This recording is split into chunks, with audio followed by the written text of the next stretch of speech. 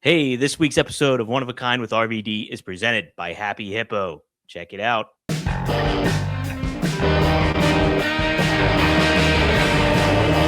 Van Dam! Rob Van Dam!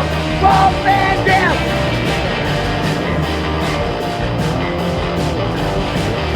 I'm Rob Van Dam.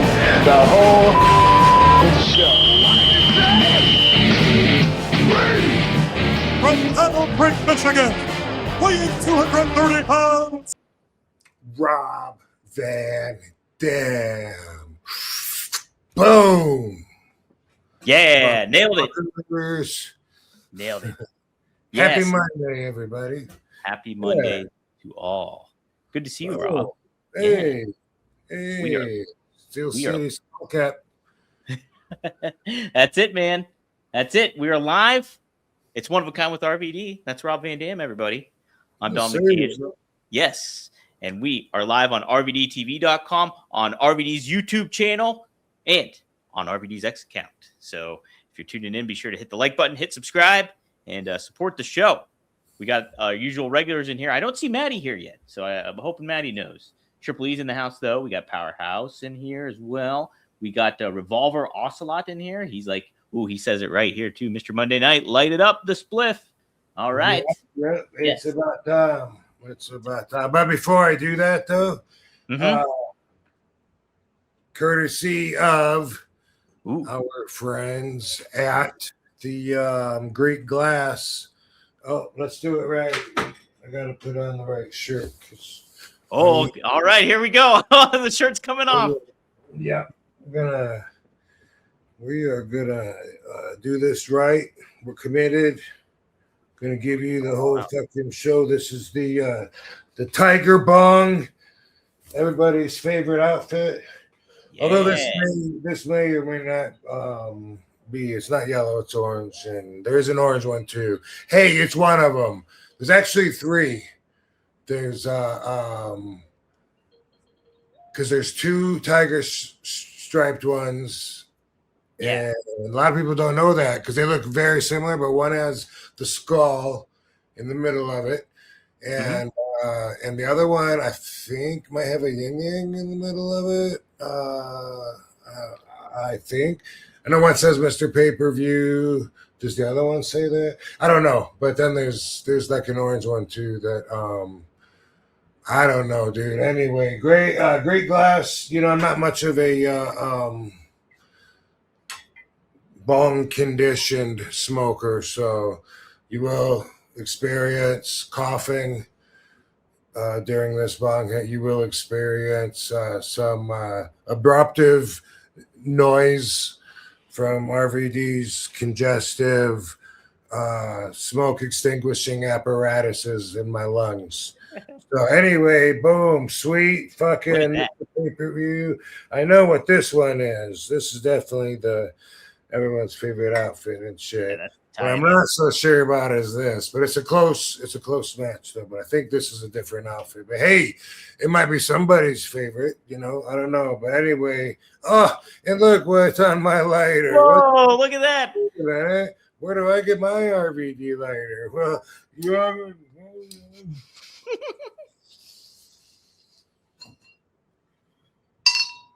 all right, I did that one kind of smooth. Not even gonna cough it. But you know what? I can't count that because I didn't put enough water in it. These wacky things. Those darn tootin'. You gotta have enough water to where your stem, your down stem or whatever is underwater. And wait a minute, it is underwater. Yeah, you're good. It looks like you're good there. Why you ain't bubbling? Because you don't have the rubber gasket? Let's see. What's the deal?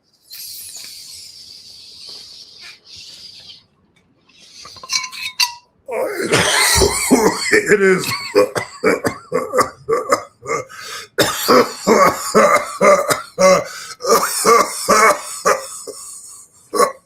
I would put more water in to enjoy a little more bubbling, possibly a little more filtration. Either way, boom, kicking off our Monday night episode with a bong hit from Greek Glass. And And you know what? I'll bring a different one next week. How about that? Hey. Welcome if you got them, everybody. And you can get one of those at rvd420.com. That's greekglass.com. But go to rvd420.com. That'll take you to the Rob Van Dam glassware page. You get your own there, too. They're super cool, as Rob just showed. And there's only a few left, right, Rob?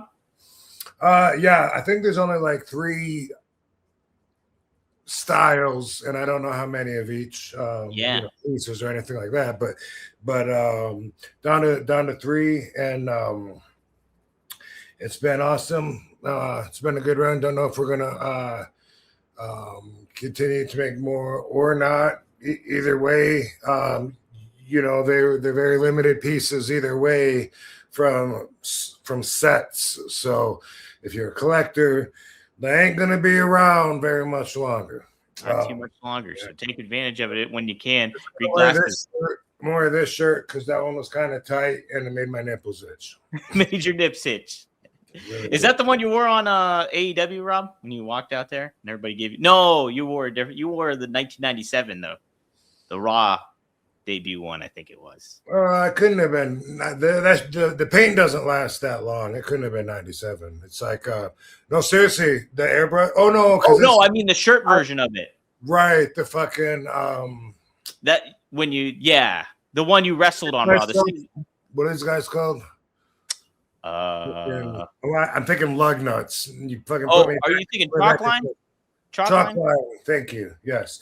Yeah, it came out in chalk line. You're right. It was that was the Mr. Monday Night apparatus and people gave you shit because they thought, Rob, look, you got a shape. I chose to like puff my chest out and come out like, yeah, motherfucker, feeling the moment, feeling bad. And then people were like, oh my God, he was like blowed up on his way, walking out from the gorilla. Yeah. Like, what happened to Raw? So then the next week they shot me in the back and I didn't have my shirt on. And I was like, he's in the best shape ever. And then they're like, he must have really changed in that last week. Like, I remember. That's the way I remember the experience. Well, you know what? Like, so you might not have caught wind of this, but like, Kevin Nash had his podcast this past week, and like he talked about Javon Evans. What? Kevin Nash had his podcast on this past week, and he talked about Javon Evans on there, and he basically said like that he comes out too happy, but he said Mr. Bojangles, and he's like, I'd like to see them make him more urban, like, and make him more of a badass, is what Kev was saying. Well, the internet just blew up and was like, oh, Kev's saying some racist stuff and blah, blah, blah, and all this. Yeah, saying like calling Kev all that kind of stuff, like social media doing all that stuff. I was going to wait till you were done and then ask you who Mr. Bojangles is. I just thought it was a restaurant. So Mr. Bojangles was a song, I think. Well, it was performed by Sammy Davis Jr., and I think that's where it gets associated with black culture a little bit. Okay. It was really popular by Sammy Davis Jr. So a lot of people just blew up and started like, piling on Kev about it and stuff like that. But it made me think about like how fickle and like immediate social media is, like the social media and what we've talked about in the past with Raja incident and all that kind of stuff. Yeah. And like, it's just like, dude, these people they want something to get upset about. Yeah. Or they like it, even if it doesn't affect their lives. And and then same with wrestling. They'll see like Rob Van Dam walk out. Look, oh my God, he's so out of shape. And then next week it's completely different. At least that's something that they saw with their. I mean, some people saw it with their eyes, and then saw it that way or whatever. Sometimes, for the most part, like with this thing with Kevin. All they got to do is just see the headline and they're all in, like cashing out their mortgage. You're like, boom, like, man, I fucking had his action figures since I was a little kid. I'm burning them now. Like, fuck that because I read that headline. And that's all it is they took a quote and then they just quoted it. So most people will just read the quote, but they won't watch the full clip for context or nothing like that. And it's just. That is the world that we live in now. It is indeed. Yeah. It is indeed. You get nervous about a first date? Is that something that happens? Huh? Everybody's got the nerves. That means you care. when you go on a first date? Well, you got to care that you don't want to stink. And you don't want love to stink. What can help you out? But Mando. Boom. Yes, 100%. I recommend the Mount Fuji. You get the Mount Fuji Mando stick, deodorant stick, but you get the spray. The spray is a necessity in a lot of times. Makes you smell like an adult, and you'll feel confident going on that very first date with maybe, hey, potentially that special someone. Give them a funny, punny Valentine's Day card as well. So some men mask their BO with sense. Mando Men gets the job done right. Don't mask it. Mando it. Available in real retailers near you. Or head to shopmando.com because for a limited time, new customers get 20% off site-wide with our exclusive code. Use code RVD at shopmando.com for 20% off site-wide, plus free shipping. That's right, shopmando.com. Please support our show and tell them that we sent you. Mando's got you covered with deodorant plus sweat control. Say goodbye to sweat stains and hello to long-lasting freshness on Valentine's Day. Maddie is in the house now. We have a super chat going on, a couple super chats here. What's up, Maddie? Yes. We're waiting for you, Maddie. Spark them if you got them. We were waiting for you, Maddie. We were asking about you, so I'm glad. And also, Dom, also we got a guest this week too. We do have a guest. Yeah. Let's bring him in. You want to bring him in? You do the introductions. Well, this is a second-time guest. Mm-hmm. I was gonna say maybe our second time guest because Joe Bruce was on twice. You know, I was trying to think who else, but he's got a comedy special, and I said, "Fuck, you want to come on and promote it, dude?" And he said he had the best time of his fucking life last time he was on. Why the hell not? So yeah, dude, let's bring on comedian, stand-up comedian, movie producer extraordinaire, Tom Garland, everybody. What up? Hey, that has to be the most disappointing thing for your fans. You were hyping that up, and you were like, he's been on twice, he's in stand-up, and then they were like, who the hell is this? So thanks for having me back, man. I appreciate it. Some were like, man, I don't think he's been on here. Yeah. I don't know. I told you that when I watch every show, I wouldn't know. Every show. Well, I appreciate it. Dude, what is up with your comedy special? Why that platform? And is it monetized just from views, or is it somehow got some kind of weird production back end or something that I don't know about? No, straight up. Like, I have 2 other comedy specials. This is kind of funny. We did them through a website called Film Hub.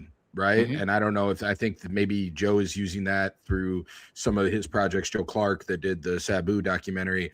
I'm not exactly sure. Either way, that's kind of the thing for indie films right now. And you can get them on all the platforms, right? You probably need like a big star like RVD attached if you want to get on the big bigs. But like my first comedy special's on Tubi. But what I didn't like about that, Tubi. You can't comment on there. It doesn't show a view count.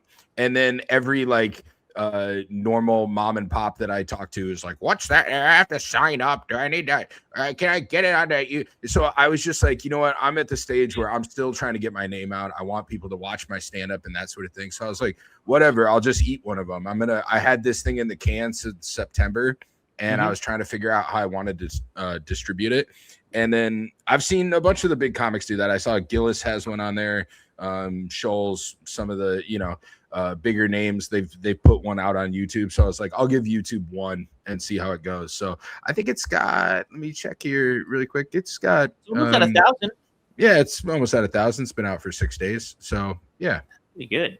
And it's not like, and your channel's like you just started your channel. Like it's literally it's the first thing I've put on it, and I didn't even advertise it. I just threw it up and put it on my Facebook and Instagram and just plugged it out. Again, trying to get some What is that channel, Tom? My YouTube channel. If you just YouTube Tom Garland Dying to Kill, you can see it right there on the bottom of your screen. That's what it's on YouTube. I think you posted a link in the comments too, Don. In the comment section, yes, that you guys can check out. And I'll be sure to post it too on the episode description as well. How long was your special? It's like 45 minutes of material with a little minute or so intro, outro. I think it comes in at just 50 minutes clean. So, Sweet. but anything but clean, RVD, when we toured and did stand up, I don't think either of us are dirty necessarily when we do stand up, but we're genuine, in that you don't mind if it's funny, then say it. Right? Also, like if I was going to swear in real life, like I'm just going to swear in place on there. And so it's not necessarily safe for work, but it's just jokes. And I do a couple minutes of material and then break into crowd work. And I'm probably in and out of material, crowd work, and improv for the next 30 some odd, 38 minutes of the special after that, as I kind of weave through it. I know last time we had you on, we talked a little bit about crowd work, but like, have you found that style, like implementing more crowd work and stuff like that? Is that kind of the common norm now? Because we were talking about like how Instagram Reels are so like vital and important now, it seems. And so has that been a challenge for you, or have you kind of embraced that more? I've been doing it for years. What I found, especially on like the tours Rob and I did, where it's no secret, when they come to see Rob Van Dam, they're there to see the whole fucking show. They're there to see Rob Van Dam. I'm a tag along, and then I'm lucky enough that he would bring me with, and we would put on the show, and I would get a chance to get in front of people, especially in bigger venues and better audiences than I normally would on my own. So I want to show off my skill set and stuff like that. I feel like if it is Rob Van Dam, if it is some of the other celebrities or wrestlers or people you did Frank Mir for a minute. Yeah, we did some stuff with Frank Mir. Frank Really? Mir was hanging out a lot at LA Comedy Club. Wow. So I think that was kind of by his own. It was kind of like you, Rob, where it was kind of by his own design. He was already doing stand up and liked to go up. He podcasts and that sort of stuff. So I did a couple shows with him, and Austin Aries was the other one that was with us and stuff. That always gets that kind of reaction. But yeah, I mean, and he knows it. He loves it. But yeah, it was the three of us, and we did some. But anyways, with the crowd, I feel like, okay, so you said I'm all over the place, but you said the reels, what the young kids are doing. I feel like I see a lot of this, even from big pros. They'll do like a minute or so reel and on Instagram or YouTube, and the comic will come out and they'll be like, oh, your name's Dom. Dom, what do you do for a living? And then you're like, oh, well, I'm from Pittsburgh, and then they're like, that's fucking stupid. So I was at the mall, and you're like, well, why did you bother that guy? Like, why would you do that to him? Like, that's so fucked. So I don't like that, and I don't like that style at all. Or like, they have just the slightest interaction. Somebody will be like, I agree. And they're like, oh, I agree. And then they're like, look at this crowd work. And I'm like, that's not crowd work. That's just, they can speak to you. Yeah, that always happens. Yeah. I think if you watch the special, you'll see that not only do I break them down into figuring out deeper stuff about them, but then I shift through an improv with them the whole time. There's a couple that went to church. There's a guy that works at a bagel shop. There's a guy that is a construction installer, and I start to pin them against each other and play with them and create. It's my material. Obviously there's some showmanship to it. There's a story to it. But I'm able to weave them through it and make it all make sense, which I think is cool. And what a neat challenge that is too, like in a way, like, because people like kind of like a lot of people will be like, oh, crowd work, that's like so cliche or blasé to do. But if you implement like the improv aspect of it all, make it your own, it does make it like a little bit more special and like a little bit more thought provoking, instead of like, oh yeah, what you were just saying, how some people handle the crowd work stuff. So yeah, I think the other thing too is that, like, again, we talked about like, well, if I don't know the comic, like if I, maybe you go see Bill Burr and it's like, well, I want to hear some of Bill Burr's life or his perspectives on stuff. If you don't know me, I've got 10 seconds to win you over and you're making up your mind, right? So then I want to, not only that, I want to bring you into the show and like, well, let's make it a little about you too, or about this town or the people around you and that sort of thing, and create a village. There's winners and losers in the village. Sometimes someone gets picked on. Comedy's always got a victim and that sort of thing, but that's kind of how that goes. And if the other thing I found too was that at the time, especially when I really started doing it, I was probably touring at least 300 days a year. So, you know, when I would do stuff with Rob and then I would drop Rob off, I'd pick up somebody else. We'd go, and then I'd do my own thing for a while too. And then I'd go into Chicago and back and kind of cycle through stuff like that. I was barely ever home. And so for me, then it became, I was alone all that time. And so I'll go nuts if I just say the same thing every night, you know. Sure. I'm like, dating's weird, right? Dating's weird, right? You drive 6 hours. Dating's weird, right? And all of a sudden you're, you know, forget it. So I got to a point where I was like, well, it keeps me interested in it too. Like I'm having just as much fun as they are, genuinely, when that happens. Man, that's a neat aspect of it for sure. And man, 300 days on the road, that's just wild. And that's like, you hear so much similarities between wrestling and stand-up comedy and that kind of lifestyle, because like you're on the road, you're trying to make dates and doing all that kind of thing. Rob, before you got on, Tom was telling me too, and I didn't know this. I knew you did stand-up stuff, but he's telling me you would go over an hour sometimes. And I was like, I just assumed in my head that you probably did like 30-minute acts or something to that effect at maximum. But you go like an hour 15, right? Aiming for, I think maybe like at the start of the tour, yes, and then trimmed it back. And also part of that was also learning, like I didn't know how to time, like in the ring, I could, you know, sure, you want 7 minutes, boom. But to be on stage, I didn't know that I was going that long. So I overshot whatever I was trying to get. But I think Tom wanted me to do a 45-minute set probably.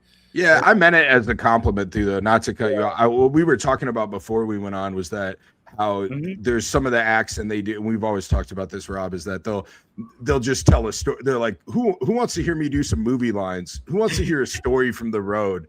And I said, when I met Rob, he was doing stand-up, like actual jokes, and a lot of guys will go up for 5 or 10.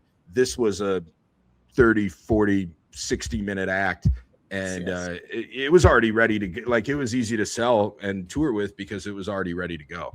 You know? I mean, the crowd was asleep after 20 minutes. So I kept going. They were asleep, but they had their meet and greet pen and T-shirt very, very handy right up in. Yeah, I'm joking. They were ready to roll then. Yeah, they were ready to roll. That's great. Well, let's play a little bit of what you have here. That we have some of your special on here that we queued that'd be cool, man. Let's pop it on here. Let me make sure I get all the elements out of the way here. Put that to the stage. Get this up here. Bear with me a second. What's going on? What is going on? Before presenting on screen, remove other media. What is else on the media here? Oh, I got to remove this. That's what it is. Boom. There we go. And we will post that up. These jokes might be a little edgy in the opening, so we'll piss everybody off. Oh, that's fine. Yeah, let's piss some folks off. Why not? Noise for yourselves. Let's get this party going. You guys can hear it? Oh, yeah. It's a risky joke, but I'm going to tell it. It's true. I saw a guy, blind guy, okay? Blind guy, stick, everything, dog, Trump hat. In the Trump hat, which I don't really care, but I was like, do you think he knows?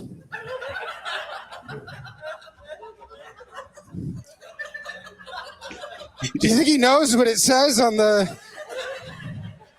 So I was like, should I tell him? So I told him, I was like, hey, just, I don't fucking care, but your hat, it says MAGA on your hat. And he goes, half the country feels the way I do. And I was like, I don't think half the country feels like this. I even asked him, I was like, can I tell that joke on stage? He was like, I don't care, I'm not ashamed. I was like, what's your name? He was like, I'm Joe Biden. I was the president of the United States. Every one of those politicians, every one of those motherfuckers lies to us. They lie to us all the time. They're all fucking liars. Every single one of them on both sides. And they always say, right? They always say, I'm just like you. You know, I was just like you. You aren't just like us. You're nothing like us because we fucking work for a living. Fuck you. Fuck all of you. If they told any of us right now, if they told you, if they wouldn't tell you, but if they told you right now, they said, they told me, you are now the president of the United States of America. what do? Right? They always say the first thing I'm going to do when I get in office, the very first thing I'm going to do, the first phone call I'm going to make. And then they say some bullshit, right? They're like, I'm going to cancel student debt. I'm going to release some stimulus checks. I'm going to build a wall. Bullshit. All of us.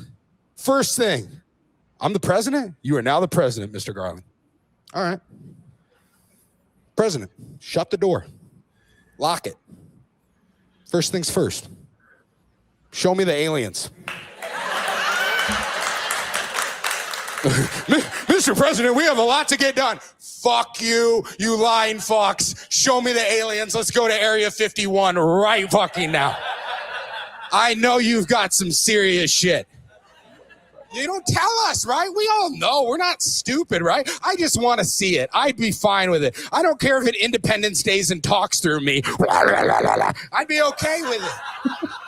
Right? You know Trump went, he was like, I have small hands. I can fly this thing.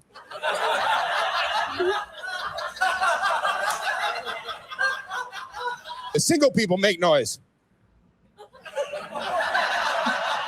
Not one? Everybody in here be fucking? All right, that's cool with me. How did you two dudes meet?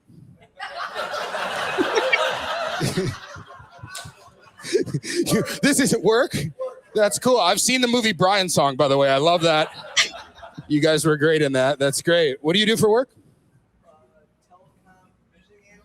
Okay, you work from home, asshole. All right, that's great. Oh, sweet. I like it, man. Oh, yeah, thanks. That was kind of surreal, like having to watch myself while on. Yeah, I bet it was. Like I should have lip synced it and just done the bit. That was cool. I walked RVD at one point too, so I don't know if that was good or. You walked RVD? Yeah. You were like, I can't. I got to step out. Yeah. How long does it take you to get a set like that put together? I mean, that one again. Some of those are 13-year jokes that I've just been keeping in the can, or obviously using at shows, but haven't laid down on film. Then, as you can see, like right there, it was about to break into crowd work, which I'm glad he didn't let that roll because it just kind of goes on and loops through. So yeah, and then kind of make a point, but like it's still really current material and stuff, and it has theme and everything like that. So. Again, watch the whole thing. It's really good. Yeah. It's on YouTube. It's free. It's called Tom Garland, Dying to Kill. Tom Garland. Check it out on YouTube. Tom Garland, Dying to Kill. Sounds like a James Bond movie.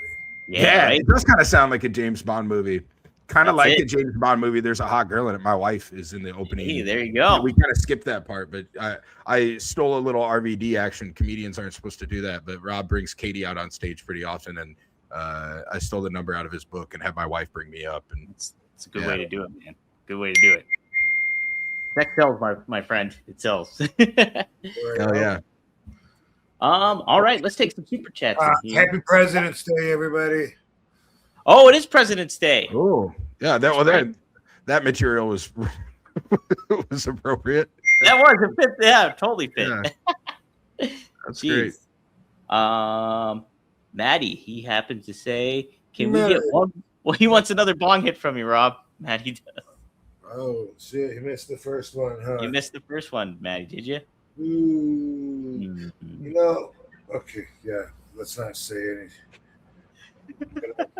Load it back up again. Uh-oh, he's going to load it. He's doing it for you, Maddie. Yeah. Why not? It's here. Boom. Oh, hold on. That's the wrong load. There you go. That's the wrong one. There it is. That's how you do it. No, I had to empty out a little bit of ashes that didn't fucking take the slide into the water. All right, we'll do it. Rob, this up. This is very, very expensive airtime, Maddie. So while everyone is awkwardly quiet, waiting on. Well, while we do this, I'll plug Happy Hippo a little bit. $150,000 per minute. Oh man, Australian dollars nonetheless. It's costing one of a kind productions with RVD. So yes, it was either that or the Super Bowl. All right, yeah. So Mr. P per View RVD. And by the way, Happy Hippo standing by. Yes. Happy Hippo. Promo Dude, code I love RVD the 2026. I love the mints. I had to call Don the other day and say, dude, I got to get more of these mints. They just put me in such a good mood. Every time. Bam, bam. Tried 6 of them, I believe. Okay. Heck yeah. Yeah.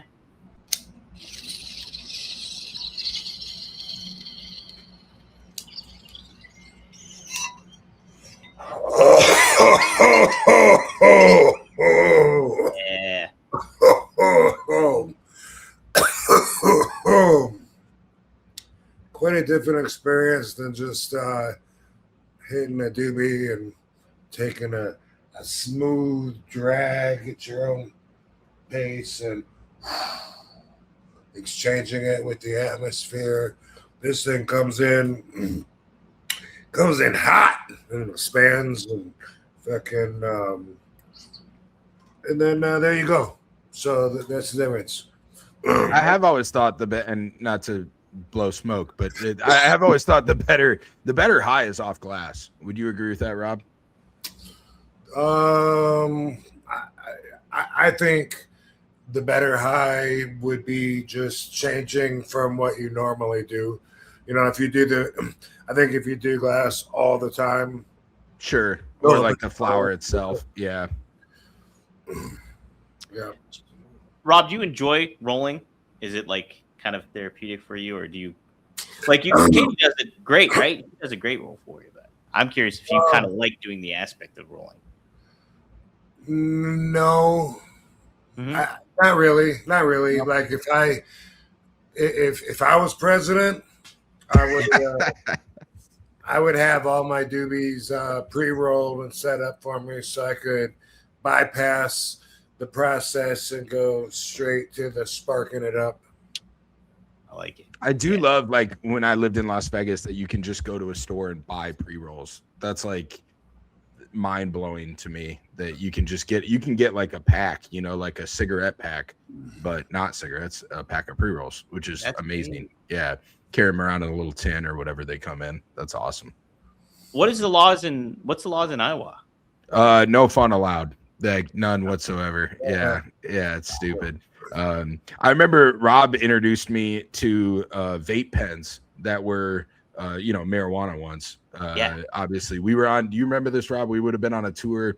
I think it was like upper Northwest. We were in Montana and all that sort of stuff. And you had the cartridges, you had the pens.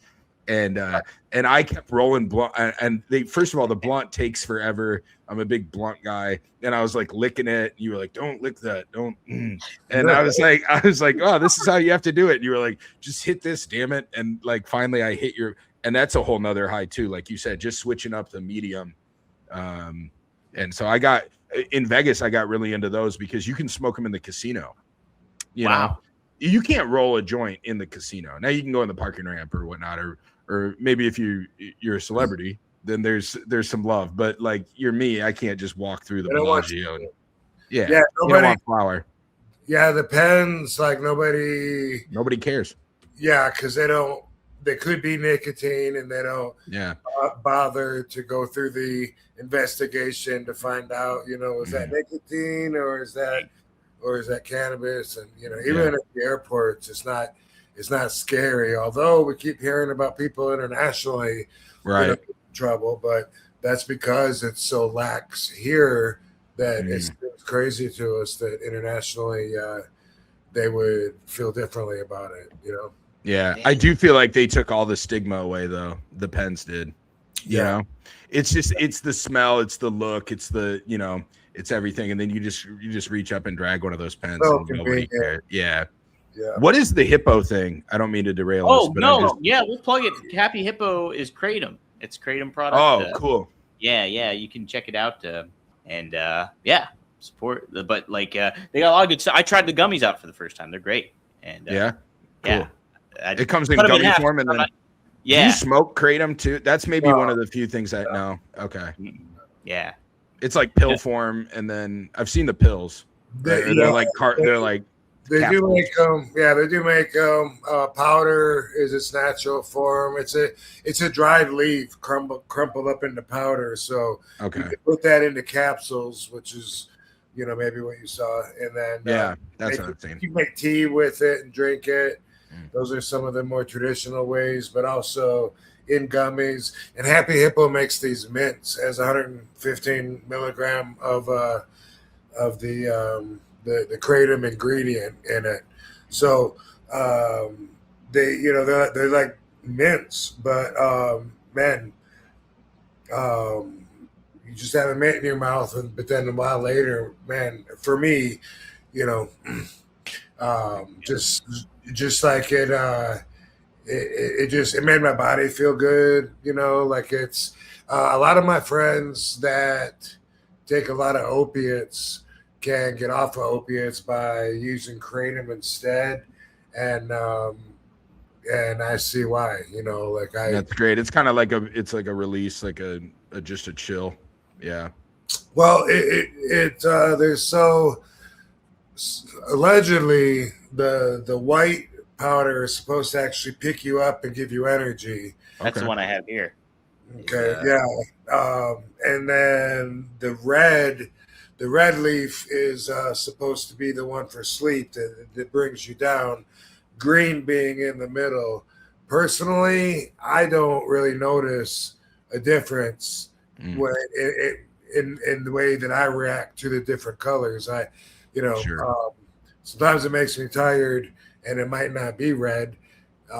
But I've always said I'm a horrible guinea pig when it comes to testing things out. A lot of it, for some reason, I just don't sell it. So I'd rather go off of other people to learn more what people could expect, but also firsthand experience to see how it does for me, and it's other white, they say, is most like an opiate, and that it's supposed to, be to feel good and party on, and the red, like for bringing you down, and maybe it's true, maybe it isn't, maybe it's all from the same leaf, just a different part of the leaf. So if that's what it is, which I think it is, then how much different can it be? But there's many different kinds, and everyone gets different reactions. But some guy in the comments says it takes 10 grams of red to see through walls. That's like the funniest thing I've ever. I didn't know that was a thing with like different drugs, and they legalized the weed in Vegas, right? We're both out there, Robin, and I smoked weed since I was, 18 or some, high school and whatever. And so I just thought weed's weed. You go to your dealer's house, it's whatever he's got. I buy the nicest bag he's got. And that's weed's weed. And they're like, well, this is sativa, this is indica. And I was like, there's no difference. Put it in the bag. And I didn't think I was, but then other people would tell me, you're paranoid. And I was like, I'm not paranoid. Just look out the window real quick. Somebody's out there. Anyway. So that would freak. And then I switched to, I guess, was smoking sativa. And I switched to only indica. And it was a whole different, like, I was like, oh, this is what weed is supposed to be. It's supposed to like mellow me down and put me at peace instead of like frantically, like, I'm like, I have to go to the grocery store and buy every bottle of ketchup and like, I don't know why I was so hype, but it just, it affects everyone differently. Still positive, but it was definitely a different drug, Right. Triple E asked a good follow-up for all of us. Tom, RVD, Dom, y'all try shrooms, and any stories? I can say outright, I've never tried shrooms. Really? Yeah, never. Yeah. Never. I can say yes and yes. I can tell a quick one. I don't know if I told you guys this did that come up the last time I was on? I guess it's on film. I can look back, but we got a new audience anyway, probably. Yeah. So I had done shrooms, I'd say numerous times in college and at parties and stuff. I was always of the belief that you just take a cap or two, mm-hmm. Take a cap. This is back, like, again, it's more street. I think you can buy them now, like in the store or something, certain states, it's probably more under control. This, you'd like get it from some guy, comes in a bag, and I always learn, you take a couple caps and you put them in the peanut butter sandwich and you eat the peanut butter sandwich. And it always felt to me like the first time like smoking weed is almost the best way I can describe it. Like you're kind of geeked out a little bit, but like you're not like I was like I never saw like bunny rabbits and the Wizard of Oz or any, and I was like, what are people talking about? That's not what it is. I would drink on it, smoke weed, smoke, you know, tobacco, and it didn't bother me.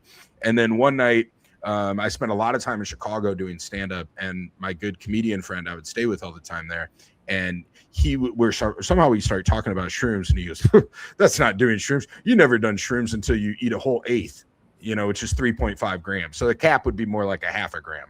And he's like, you have to eat an eighth to even like be on shrooms. And I was like, all right, do you have shroom? He's like, yeah, I got a whole like jar. And I was like, well, let's weigh it out and eat an eighth.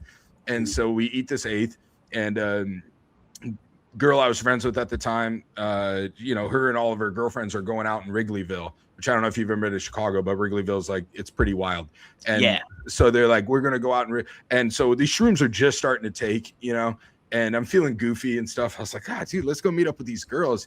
And we got to the bar, and I remember everyone's head was big, like NFL Blitz. Like everyone had a giant head. And I remember looking at him, and he goes, I think we bit off more than we could chew.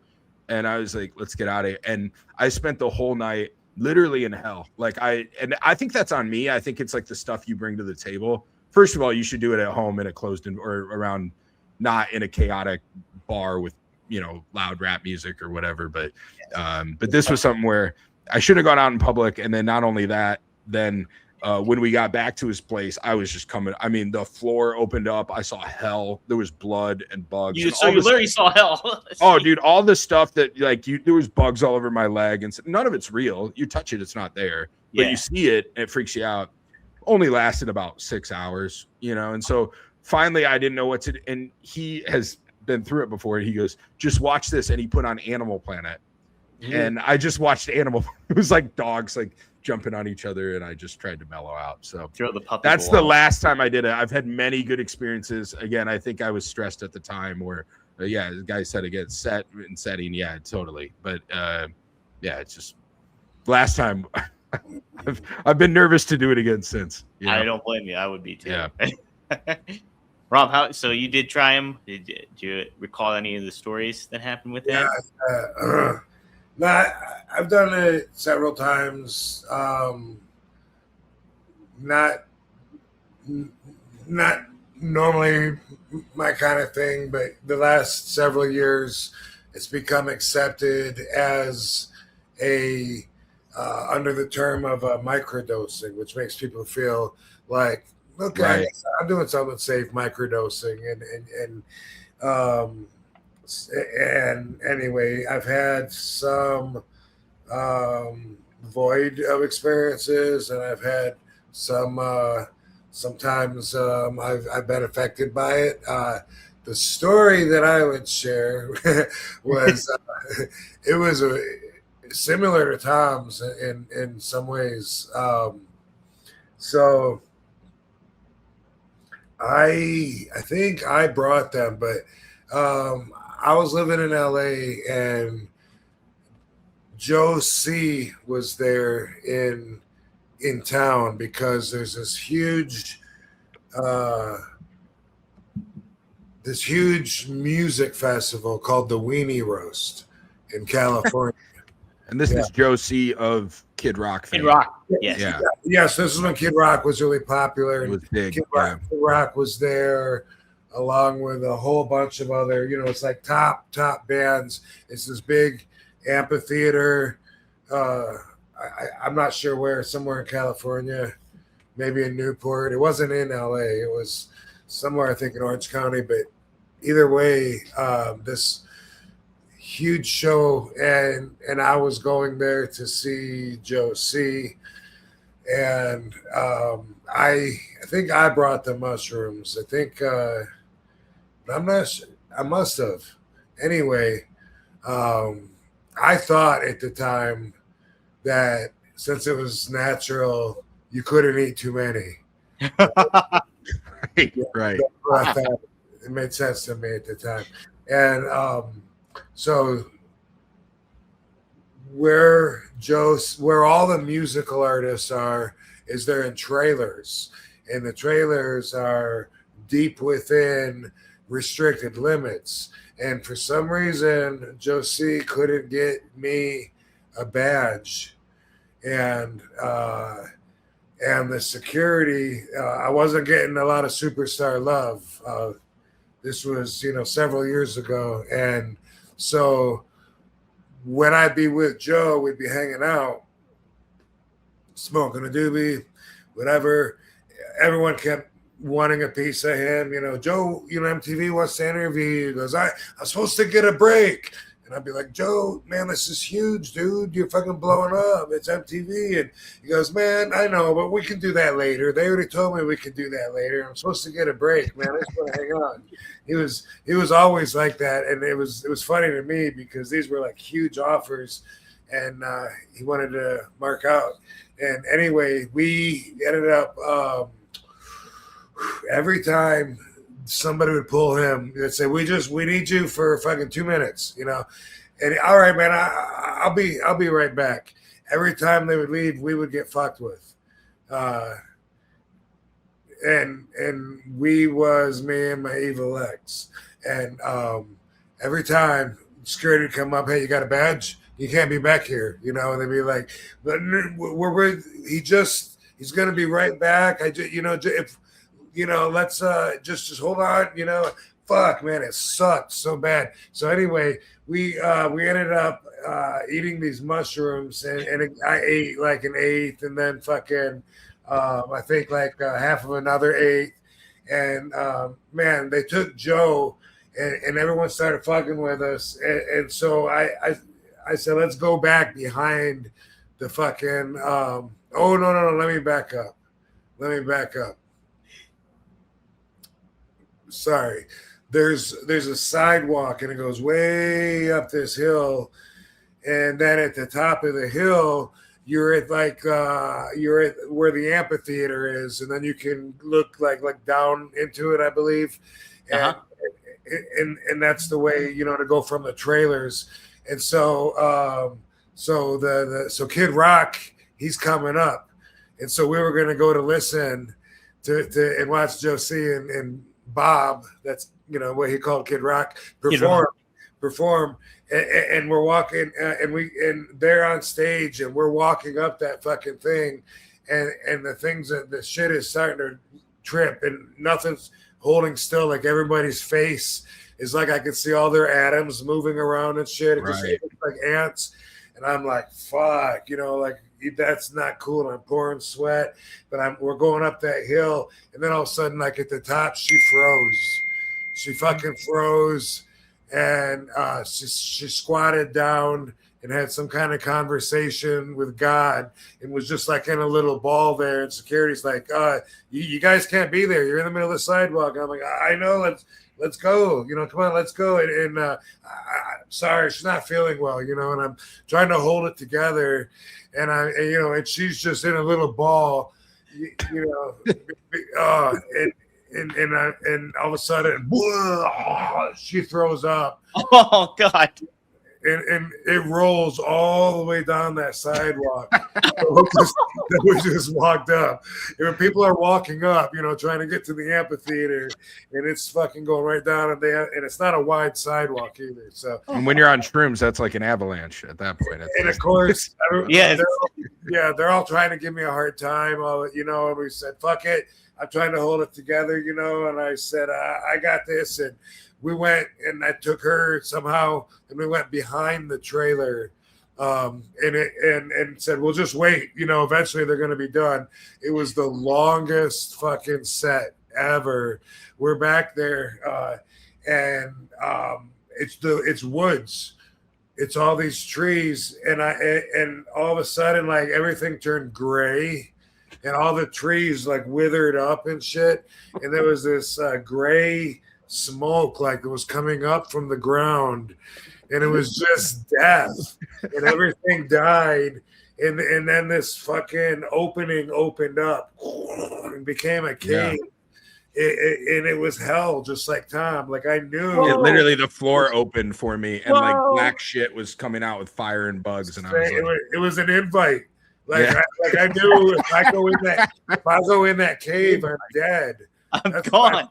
That's An what I invite. thought. Like, holy fuck, that's coming for me, and everything I'm looking down, everything is just ants all over the ground, like I'm standing in 1,000 ants. And Louis' sister was there, Tina Mucciello, and I'm like texting her, calling her or something, somehow like, get us the fuck out of here now, and it seemed like it took her forever, but somehow because she was staying to watch the set. We're freaking out. When she finally came back, she's like, you guys are hilarious. Like,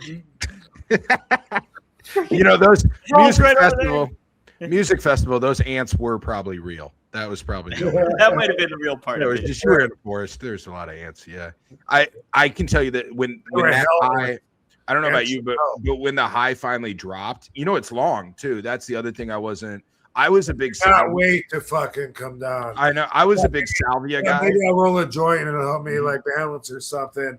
And my hands were shaking. They were so sweaty. I kept grabbing the paper and it was just soaking wet. Like in 3 seconds, I've wet the paper so much it's not even useful. And I'm dropping weed everywhere. And I was like, fuck. I'll just wait it out. I just got to wait it out. Yeah. I was huge on salvia in college. Did you guys ever do that? Never tried that one. No. It's like you trip out, but it's like 5 minutes max.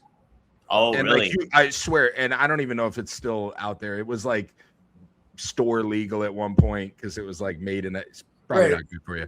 But like the spice weed. Yeah, it was like some kind of thing like that. But anyway, salvia, and you'd smoke it or sprinkle it on your weed and smoke it. I swear to God, you'd see God for like 5 minutes and then you'd come back. And it was kind of like, it was the same thing though. Like the come down from it is such a relief that you're like laughing afterwards. Yeah. You're like, I can't believe how scary that was. And that's how it was shrooms. I have never felt so good though, as when I came off of it. Like it was like 6 hours, it came off. And I remember immediately lighting a joint. And I was just like, oh my God, I can't believe that wasn't real. I just went through that. And of course, my shroom buddy, comedian guy, he goes, it's the drug you do to get off drugs. And I was like, I hate you. I hate you so much. I'm never doing that again. Yeah. I was like, I will do any other drug. I will take needles before I do that. That is the worst thing. I like to vibe. I like to feel, feel, I've done ecstasy. That's fun. That's a vibe. It's probably not safe anymore, but or if it ever was. But I don't like when stuff changes, when stuff's blending and moving. And like he said, faces are popping and distorting. The floor opens and the invite. And I'm cool. I'm good on that. Patrick Swayze's ghosts come out of there, like in the fucking movie. Dude, we stopped like at a gas station or something when we got off the fucking music grounds, whatever it was. And I was tripping really bad. And then I felt this fullness in my stomach. And I was like, I gotta fucking go number 2. And I was thinking like, no fucking way. There's no possible way. I don't care if I gotta hold it for 8 hours. There's no way I can handle that. Yeah. Oh my God, no way. So funny. I remember when I took too many gummies the one time. I'd never tried gummies at this point before, and I took one. I waited like an hour and a half, and I was like, this shit's not doing anything. And so again, I took one. Right. And then it almost was immediate after I took the second one. And I started like, all right, stay calm. Like, everything's fine. You've been high before. Like, this is all. But then it just started roller coastering and getting worse. Soon enough, like probably like 20 mintes in, I'm fucking naked in my bathroom and like thinking this was around COVID time too. And I'm like, I'm having a heart attack. In the shower, just like. In the shower. I'm like butt ass naked. I'm like, I'm fucking dying. Fucking dying. They sell somehow here in Iowa, where I live now, the weed not legal, not okay. But somehow the liquor stores are getting away with selling the shrooms in like a pack, like I guess it's just they haven't got ahead of that yet, or something, or maybe these guys are just selling. So the other day I'm buying some beer, and then the guy in front of me is like, "Those shrooms work?" And the guy's like, "Yeah, they work." And he's like, "Try them." And so the guy pops like 3, and then it's like you said, like you're like, they taste good. He's just like eating them. And I was watching him, and then he gets in his car, and the guy rings me up, and I just stand there. He's like, "Is everything okay?" I was like, "I'm gonna let him get a head start." You know, it's like I was like, I'm gonna let him get down the block. Like, But yeah, give him a little leeway. Yeah, I was like, then I'll drive. I'm cool. Like, it's just I'm not in a hurry. He's good. Yeah, Yeah, he's all right. He's all right. I've done that with weed though, especially the legal. And again, there's nothing wrong with weed, but for me personally, the edible, I'm a fat guy, and I've always been a food guy, and so they give you that brownie, and it tastes good. Yeah. You know, they say like you should eat like this much of it. Like I've never eaten this much of a brownie in my life. Like I will put the brownie down. And then for some reason, like with me, again, maybe that's body type, but it doesn't like release for an hour for me or like 30 minutes. And it's Vegas. So then I'll be out and then I'll have some cocktails and then smoking the pen. And I'm like, stupid thing never works. And then it'll just hit me like a freight train. Like, and all of a sudden I'm slumped over and I got to call the Uber and I'm babbling to him. And Right. I'm like, well, how long have you been doing Uber? And I'm on the video camera and I'm just like, why did I do that? Yeah. What's going on here? Yeah. What's the deal? Fellas, if you already know what time it is, it's time to level up, and Blue Chew just dropped something crazy. I'm talking next level championship belt, gold-plated energy. Blue Chew Gold is the newest innovation from the 1% chewable ED brand. This ain't your grandpa's blue pill. No, this is the 4-in-1 beast that's setting the gold standard for performance. We're talking the ingredients for blood flow to keep that rocket pumping, mixed with apomorphine and oxytocin to turn up the arousal and connection in your brain and body. Blue Chew Gold dissolves under your tongue and works in just as little as 15 minutes. That means you can get it on quicker and away and stay in the game longer. Elevation without hesitation. And we've got a special deal for our listeners. Get 10% off your first month of Blue Chew Gold with code RVD. That's code RVD. Visit BlueChew.com for more details and important safety information. And we thank Blue Chew for sponsoring the podcast. Thank you, Blue Chew. Frankie, he's got a good super chat for you, Rob. This is an interesting one. He asked, who is the wrestling GOAT at kicks other than RVD? Who else is good at kicks, do you think, Rob, that you appreciate in wrestling? Man, there's been a couple of times when I have seen somebody do a kick and I think, damn, I wish I would have fucking invented that, Yeah. Because, a lot of the stuff that I use as my arsenal of moves is stuff that I envisioned in my head and not stuff that I've seen other wrestlers do, because the way I was brought in, you didn't take other people's moves, and you know what I mean? And that was your special shit. And there's been a few times, and one of them was fucking Rico. And his kick, it's one where you catch his foot, and you throw it to spin it, and then he kicks you. And I'm not sure how he does it. That's different than mine.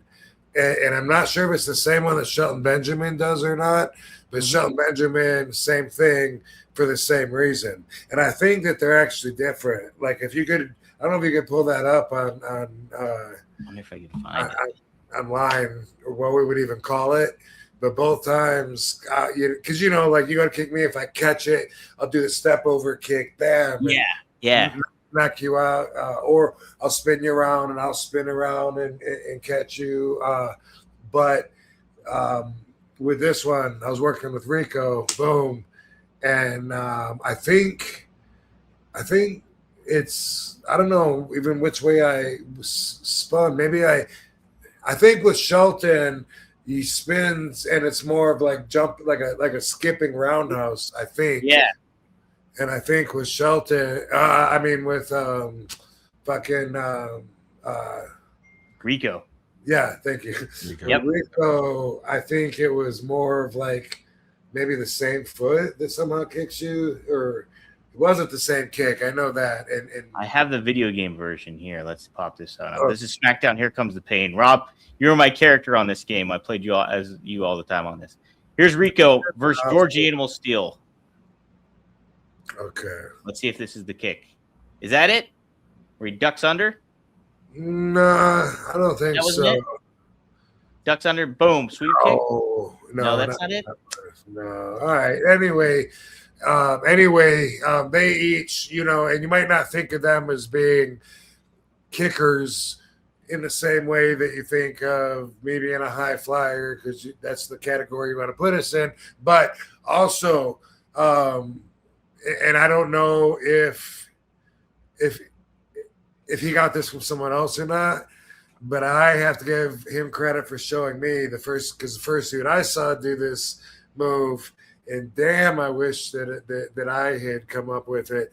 And it's Pentagon's brother, Ray Phoenix, where boom, I throw Tom in the corner, and I go up and I do a springboard off the second rope into the back kick, like just bouncing like that's badass. He does a lot of fucking moves that I don't even envision myself doing. Like wow, that's high risk, fucking walking the tightrope, fucking all that. But that move for sure, that would have definitely been a good one to have in the RVD repertoire. I think that you just kicking my ass just now looked about as real as that video game. What do you guys think? All right. You were like, have you ever seen them do this? I was like, I've never seen them that pixelated. No, that's what year was that game? That was fucking 2002. Like I was like in 11th grade. Yeah. SmackDown Here Comes the Pain. I had like ones on my N64. Yeah. Wrestling game. No Mercy. And some of those, and I think there was an NWO one and some other things like that. And I had them on my, and I remember thinking back, like, man, that game was the shit. And then I was at my parents' house not too long ago. They live here in town, and me and my wife, we found it in the basement. Yeah. And I was like, let's bust this out. This game is awesome. And then there's just like block squares, like that's the crowd is like, that's awesome. Oh, cool. Yeah. Katie's here. Katie has entered the room. What's up, Katie? Hey. Congrats on the babies being home. What's up, Katie? Thank you. Congrats. Hey. Thank you. Yeah. How are they doing? They're doing great. Yeah. Awesome. I bet it feels great to have them both home too. Yeah, it's awesome. We're so in love. Yeah, no doubt. And also, like in Japan, by the way, Moss Man, he used to do like what Daniel Bryanson, I also think, would do, and do like a round kick with the kick pads and kick the opponent in the chest, like when they're down on their knees. And you just know, like when that's coming in, like he's kicking you as hard as he can, and each time is going to get harder and harder. And that's, you stand there, you tighten up and you try to out tough him with what he's doing, so you can be like, you can't hurt me, bitch. But that was part of the style then. And I got to add Boss Man to the, who else? Because one other guy, this could be my top 5 because this is my 5th guy now that I'm naming. When I got in and was super green, there was a guy named Lightning Foot Jerry Flynn. Yeah, I remember Jerry Flynn. He used to kick the shit out of me. Really? He was so stiff, and the boots that he wore were really thick soled and had really hard bottoms, and so it felt extra hard. And my whole career, I never wore actual standard size soles. I always wore either amateur wrestling shoe soles or like boxing boots or something near that, because I didn't want to have cement blocks under my feet, kicking people, breaking their faces, and not having the control to even be able to feel the ropes when I was bouncing on them and shit. And so like my whole career, I have avoided that. But and I think it was because of him. Like I always had him in mind, because back when in '91, when I was fucking 20 years old, he would kick the shit out of me. Yeah, Jerry Flynn, I remember him in WCW, and I always thought too that I was like, this guy's not legit. Like I never thought about I was like, they just threw him out there and he's got like a karate gimmick, almost like superstar Billy Graham had back in the day. He would go to Japan though, and he would have matches with one of the work/shoot groups over there. Oh yeah, see, UWF maybe. I think it might have been UWF when Gary Albright. Oh, okay, yeah. Well, Man, Maybe. yeah, Jerry Flynn. I remember him for sure. Dang, that's crazy. hey, this looks amazing. Thanks. Yeah, he was giving us a little tour of it real quick before we started. Yeah. It looks awesome. Looks super cool. First time I've seen it. Yeah, Seen it lately. yeah. It's looking good. Let's see. We got a super chat here. Cool Fool 1980. Thanks for the $5. Does RBD remember recording his lines for Saints Row 3, and was he ever in the recording studio with Hulk Hogan? Oh, Hogan was in the game too. I didn't know that. That's right. Yes and no. Oh, yeah. Saints Row 3 is a video game, right? Yes, Yeah, it's like Grand Theft Auto. It's like Okay. Mm-hmm. And I think there was one that was a half, like Saints Row 2.5 or something. I believe. They did stuff like that. Yeah. Oh, I'm looking this up on a side window here. This is like Grand Theft Auto. Yeah. Yeah. Mhm. But you could do more ridiculous stuff in it. Like it was more like Okay. yeah, it was there you could like fly spaceships and stuff, I think. Okay. Do you remember who were you in that game, Rob? You were yourself or you were What do you mean it was Grand Theft Auto? I mean, it was looks kind of like the, Grand Theft Auto. The gameplay of it looks like Grand Yeah, Theft Auto, the setup of it all was because it was like a free roam game that you could like drive stuff. I was a commentator, so I was on 3 or 4 of those games and in a sound booth with another dude, working off each other, reading through the script with a lot of freedom to too much freedom sometimes. It's not this. All right, guys, that's because the dialogue was so outrageous anyway. They'd be like murder ball, and you would just be like, there's heads flying all over the place. This is there's blood everywhere. And sometimes we would just be like, holy fuck, I can't fucking. They'd be, all right, guys, that's enough for that bomb. I'd like themselves laugh, just because we're making shit up and trying to imagine what's going on while we're saying this. That's when you do need the bag of shrooms, the whole 8th. I'm actually in the game, and this is pretty awesome. The graphics look great. Yeah, the other dude was fun too to work with, and he really wasn't a wrestling fan or anything, and. He was like afterwards, like, maybe I can look into, being a commentator or something. And, like, hey, maybe. But it was fun. And I remember part of my inspiration for that voice, but I can't remember. I don't know what my character was named. Maybe Bobby. One of us was Bobby. I don't know. And I don't remember the rest of the name. But part of what I was channeling was my inner Jesse Ventura. Oh, that's a good call. Yeah, that's what an inspiration that was to pull from Jesse Ventura for that. That's a good name drop on President. I was thinking it because he used to commentate when I watched wrestling as a kid. Yeah.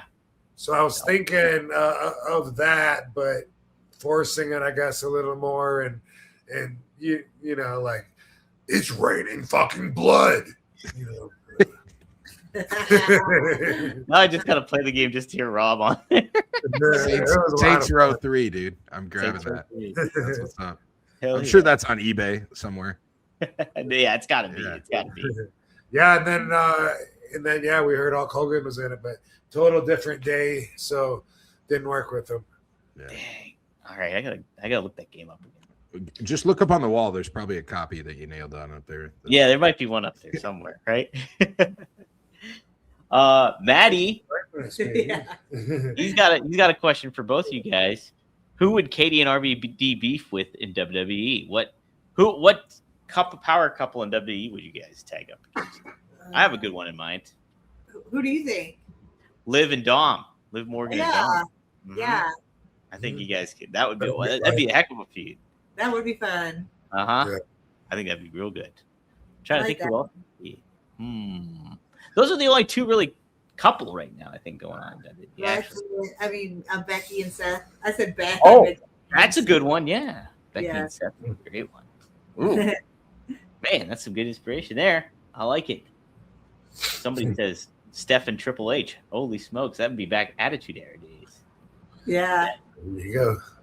There you go. 20-year storyline in the Say making. what? 20-year storyline already set for us. There we go, right? Tap into it. Tap into it, baby. So I don't know if you saw this, but Paul Heyman was in a video. They happened to it was him and CM Punk, and it was IGN, and they were asking them like, GOAT, like what is the GOAT of this, and what is the greatest of all time of this?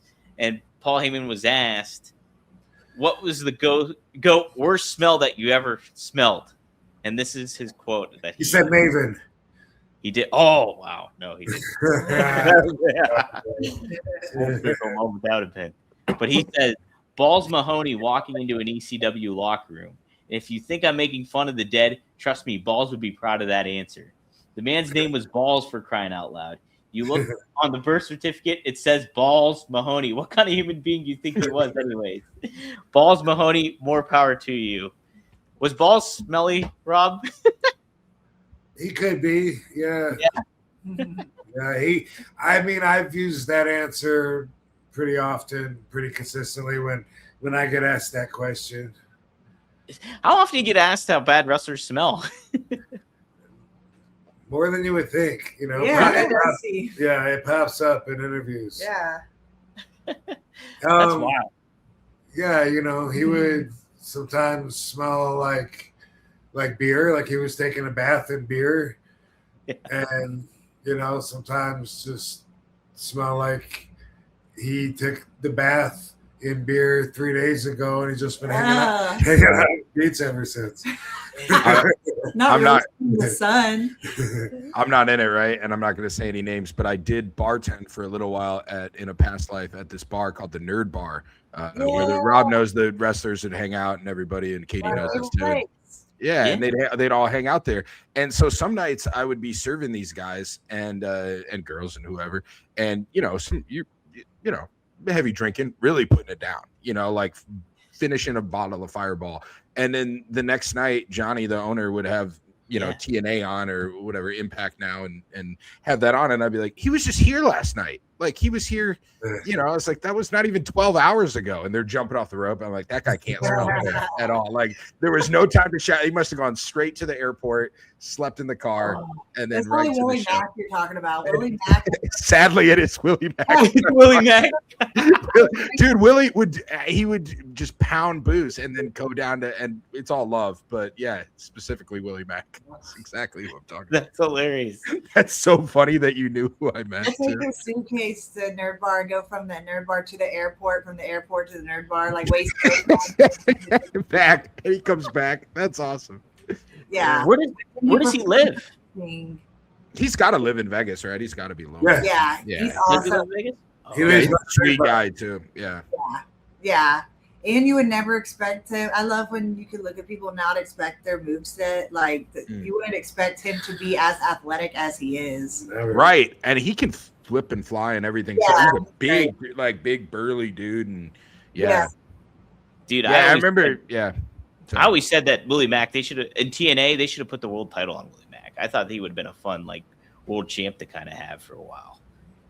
But like they never did it. I was like, man, I think it was a missed opportunity for Willie Mack. They could have put him in the title. He's a cool dude. He's a cool dude. Definitely a cool dude for sure. Oh, speaking of wrestlers being smelly, when we did TNA, I was like, I did a spray tan. And I was like, oh, it stinks like a spray tan. And Rob said, they can't smell you through the TV. Yeah, that's true. You look good. Great. Oh my god. I've never used spray tan, so I don't know how bad it smells or anything like that. Yeah, it could smell like it could get like a oniony scent. I mean, even if you shower and you have good hygiene, it just sometimes the spray tan smells funny. Wow. Yeah. Especially the onion scented kind. The wrestling fan scented. I feel like there's a certain smell after. You can tell I haven't done it in forever, but I used to tan in the tanning bed, and then there's a smell like after that even. Yeah. Yeah, there's like a whole vibe that's afterwards, and you're like, yeah, you're like, I should probably shower. Yeah. Jeez. Rob, I didn't want to forget posting about this. You had a fun exchange between Ricky Morton. Ricky Morton was saying how he didn't want to fight Ric Flair. And you were like, tell us you're scared without being you're scared. And Ricky says, I'd rather wrestle you. First time ever. Dave Meltzer better give us 5 stars. Yeah. You and Ricky Morton. So you never faced off with Ricky Morton, huh? No. And then Bubba chimed in too. You missed that one, huh? Oh, I did miss that one? What did Bubba say? I wonder. Here, let me pull that up. See if I can find it. Oh, he did. Oh, no, that's somebody else. Where did Someone asked Ricky about if he would give Ric Flair one more match or something, and yeah, gotta make it happen. Yeah, I don't know what Bubba happened to say. Oh, okay. Well, he said, "Be careful, Ricky. Rob's kicks are snug, LOL," and said, "If you take his finisher, it's a death sentence." I remember you telling the story about you and Bubba going back and forth, like with punches and stuff like that, and one up and one another, and you're like just delivering it. It's just like that's some good quality stuff there happening. Yeah. Yeah. Yep. I didn't have anything really funny to say back, so I just let it go there. I was like, you just let it lay. yeah. You know who else has good kicks that I saw just recently was Lola Vice in NXT. She's got really good, but she has an MMA background too. Like she was, I was impressed with her. Yeah, I like her shadow boxing move she does when she gets in the ring. Yeah, and she has like a nice body. Yeah. She's a stand-up athletic. Somebody did. Oh, go ahead. This could be our biggest. Well, Real Spud Butley said her and Damian Priest. I didn't know they were a couple, Lola Vice and Damian. Yeah. They'd be a hell of a match with you and RVD too. How about that?